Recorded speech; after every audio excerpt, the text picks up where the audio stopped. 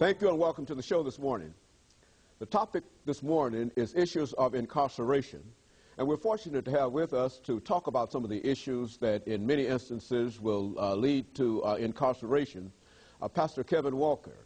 Pastor Walker is the president of an organization called the New Beginnings Organization, which is located in the River Bend Maximum Facility, Security Facility in Nashville, Tennessee.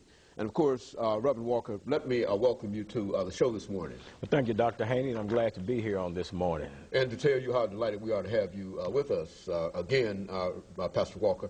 As a matter of fact, you've been with us on a number of occasions, and I'm sure that many of our regular viewers know who you are and know a lot about you. But for those who might not know Pastor Kevin Walker, let's give you an opportunity to talk about your background, your experiences, and some of the things that eventually led you to the president of an organization called the New Beginnings Organization. And then, of course, you might also stipulate that you are not you're not an inmate at the facility, as we might have implied. Oh, go on. Well, I'm glad you say that, Dr. Haney, because I do want people to know me. I want people to know me in the sense that I'm trying to draw attention to an organization and to a cause. Again, my name is Kelvin Walker. I pastor the Hands of God Christian Outreach Ministries. We're a church located in South Nashville on Gilmore Avenue. I'm also the president of the New Beginners Organization. It's an organization that was founded out there at the River Bend Maximum Security Prison. And the uniqueness of our organization is the fact that it was founded by a group of currently incarcerated inmates and an ex-convict myself. So that's what makes our organization unique. In terms of myself, with educational background, I spent a little time at Tennessee State University back in the mid-'70s. At that time, I got strung out on drugs. I became a heroin addict as a result of dealing drugs also, and that led to a life of crime, of course, and eventual incarceration in the state prison system. I got out of the prison system, and of course, my drug usage continued until I got into a relationship with the Lord, and that's basically what turned me around.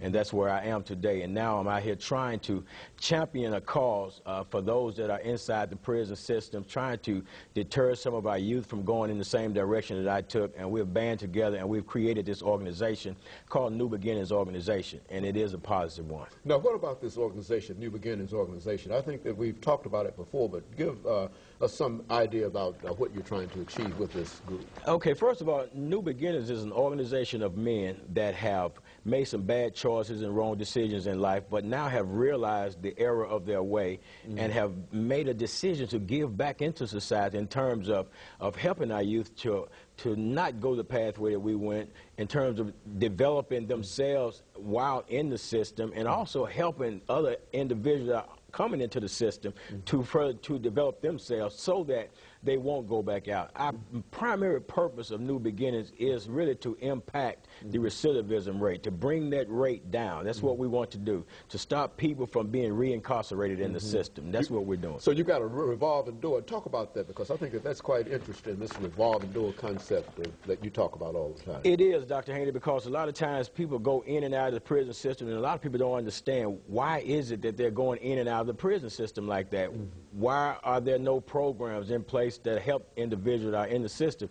There are some programs in place, but there are not enough programs in place. We're determined to be one of those programs that are in place to help people, because what we're finding out and people need to know this also, that a majority of the people that go out and come back into the system, they're coming in on technical parole violation, things such as getting a dirty urine, not maintaining full-time employment, different stuff like that, not reporting on time or consistently enough, and they're being violated. It's not because they got new offenses or anything like that, and that really contributes more so to the revolving door syndrome than any other things. And so you got a large number. I mean, I would imagine that since you've indicated the importance of this, that it's the number is much larger than any of us outside of the system who might not be familiar with what goes on than we would expect. Is that what you're saying? Absolutely, because see, we think that the people are getting out and they're just getting out and they're running crazy, wild, and silly and just committing new crimes. But the majority of the time, that's not the case. It's people that are just technical violation, the parole officer violation. And a lot of people don't realize the challenges that an individual has to go through once he gets out of the system. What are some of those challenges? Some of the challenges, Dr. Haney, in terms of, you take an individual, we were talking about resume preparation in one of our group out there on a Saturday. Now, you've got a great resume, you've got all this knowledge and skill, you've learned some computer training and all these things, and you interview with somebody, and the interviewer says to you, well, you know what, you sound great, you look good, everything is in place, I mean, you're the perfect person for this position, but I'm sorry, we can't hire you because we don't hire convicted felons. Now, here you are, you're faced with a challenge. What do I do? Do I continue to persist on knowing that I can do this stuff,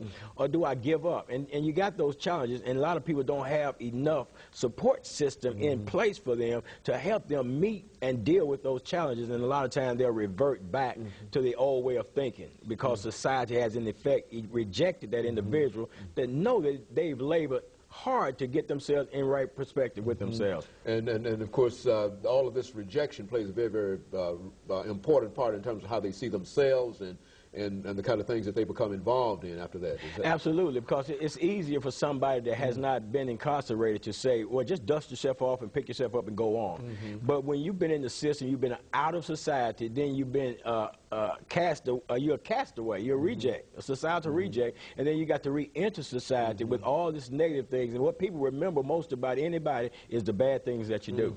And that's what we have to face when we get out. I would imagine, see, it's quite difficult for many of us to, who have not been in these situations, to understand what it really means to be incarcerated. Certainly we know that you're cut off, you're in jail, but explain, I mean, what does that mean to be incarcerated in a penal system on some major violation? It's absolute and total powerlessness. You have absolutely no power. We take youth tours in, and I asked them, I said, when you walk down through the walkway, did you notice a McDonald's? Did you notice a Captain D's? Or did you notice any of these fast food restaurants? They said no. I said that's because they're not there.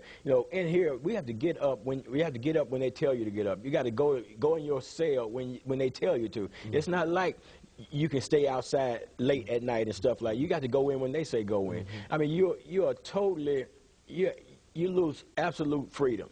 It's gone. You don't have those privileges. I mean, at any given Friday, you can know what's going to be on the menu. Whatever's on the menu this Friday will be on the menu next year on Friday at this same time. It's that common and that plain in reference to the way they do things. Oh, yeah. It's very systematic. It's very systematic. You're dealt with as a number. You're not really a human being. You're a number. When I was in there, I was Walker, 84961. My first name became Walker.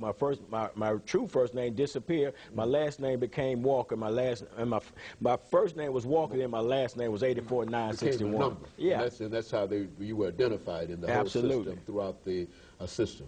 Good, very good. Well, what we'd like to do, and of course, I think that we must be coming to the end of this first segment. And of course, when we come back, I don't guess we are.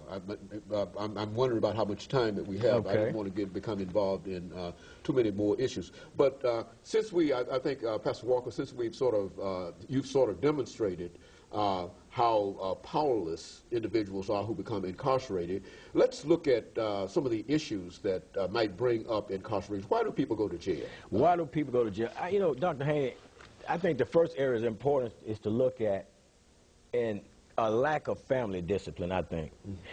There's a lack of discipline in the families a lot of time when we should be disciplining children and showing them the consequences for the negative behavior. A lot of time we let it slide by, and then as a result, a lot of time people grow up and not realizing, hey, when I do this, that's going to be a consequence to my action. Now, that's not the whole picture, but that's part of the picture. I mean, there are other parts of the picture. I think the number one cause of incarceration is greed or money. People want money, and they will use any means necessary to get it. People do all types of things for money. And then when you couple that with drugs, you put the drugs, selling the drugs to get the money, and then the other cause is things like drug addiction. People becoming addicted to drugs. I mean, when you become addicted to drugs, then it's out the window then, and nothing matters. You're not important, I'm not important, mama's not important, nobody's important then at that time. Of course, let me interrupt here, Pastor Walker, for our first commercial break, after which we'll come back and we'll talk about some other things. We'll be back with you following this very, very short commercial break.